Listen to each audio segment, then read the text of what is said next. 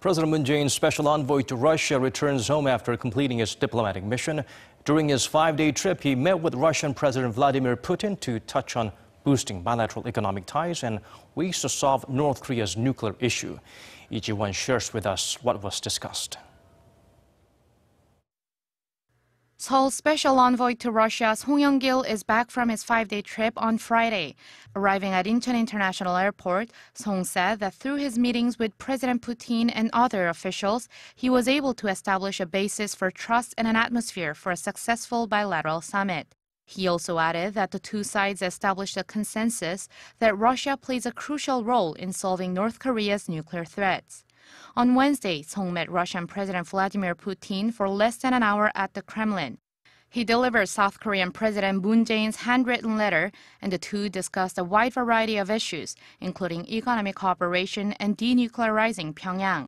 In their talk, President Putin emphasized that the North's nuclear issue can never be solved through war. Also, that sanctions are not only limited in their ability to change the North, but that they also affect ordinary North Koreans, which could create humanitarian problems. He suggested solving the problem through dialogue, including the long-stalled six-party talks. And he had a question for Song. Would Seoul be willing to send a special envoy to Pyongyang to find out Kim Jong-un's intentions and the situation in the North? To that, Song answered yes. The two also share their thoughts on boosting economic ties, including a possible free trade agreement with the Eurasian Economic Union.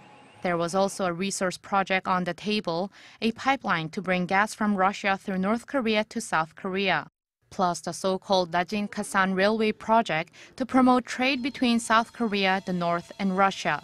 Those projects had been on hold due to tensions between the two Koreas. Song said Presidents Moon and Putin share similar visions and that they'll discuss the projects in detail at their first meeting. The two are expected to meet at the G20 summit in Hamburg in July, as well as the Eastern Economic Forum to be held in September in Vladivostok. Lee Ji-won, Arirang News.